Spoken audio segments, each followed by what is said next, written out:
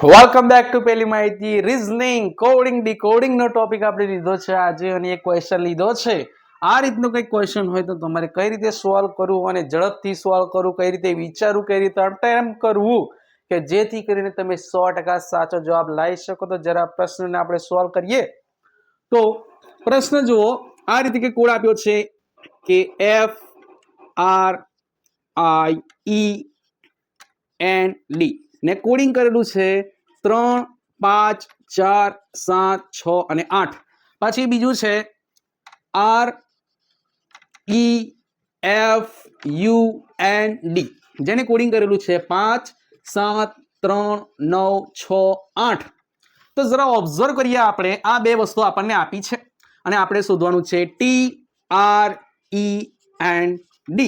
આનો કોડ શોધવાનો છે. આપણે આને કોડિંગ કરેલું છે કંઈક આ રીતે સંખ્યામાં, આને કોડિંગ કરેલું છે કંઈક આ રીતે સંખ્યામાં. જરા આને ઓબ્ઝર્વ કરો કે બંનેમાં શું છે કોમન. તો જુઓ, આપણે શરૂઆતમાં R છે, આ બાજુ પણ R છે. R ની નીચે લખેલા છે 5, આ બાજુમાં પણ લખેલા છે 5. તો એ ફિક્સ થઈ ગયું કે R બરાબર છે 5 છે. પછી આ રીતે બીજી આગળ વસ્તુ જોઈએ તો E છે. E જુઓ, આ બાજુ E છે 7 છે, પેલી બાજુ પણ E છે 7 છે. તો આપણે E બરાબર મળી ગયું 7 મળી ગયું. પછી આગળ જતા જઈએ તો N છે, તો N છે 6. આ બાજુ જુઓ તો N પણ છે 6. તો એ કન્ફર્મ થઈ ગયું કે N છે 6. પછી D છે, D 8 છે, આ બાજુ પણ 8 છે.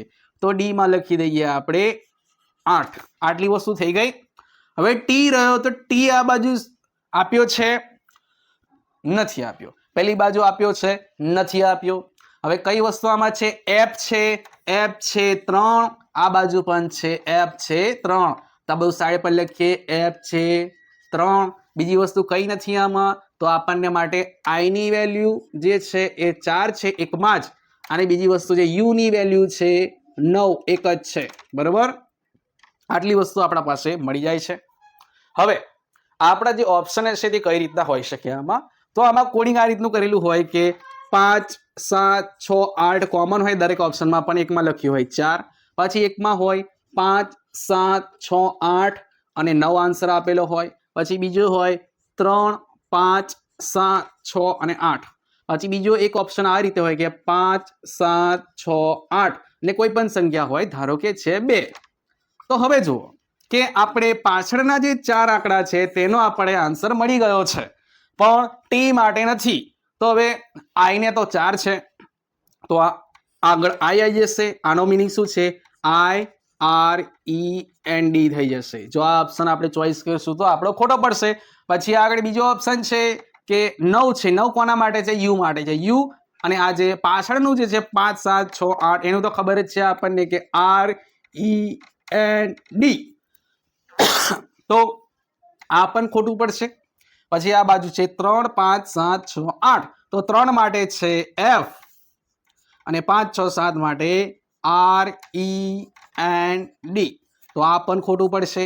પણ આ બાજુ જુઓ 5, 7, 6, 8 નો 5, 6, 7, 8 માટે તો REND છે જ, માત્ર 2 નું કઈ હતો પતો નથી. તો સીધી વસ્તુ છે કે 2 શું હોય શકે? T જ હોઈ શકે. કેમ કે બીજા બધા ઓપ્શનોમાં પેલો 4 છે તે I માટે છે, પછી 3 છે જે F માટે છે, અને 9 છે તે U માટે છે. તો આ ટાઈપનો જ્યારે ક્વેશ્ચન હોય તો આ રીતે તેને અટેમ્પ્ટ કરવો. આ રીતની જ માહિતી મેળવવા માટે આ યુટ્યુબ ચેનલ સબસ્ક્રાઇબ કરો, અને આ રીતના જ બીજા પ્રશ્નો જોઈતા હોય તો કોમેન્ટ બોક્સમાં જણાવી આપો.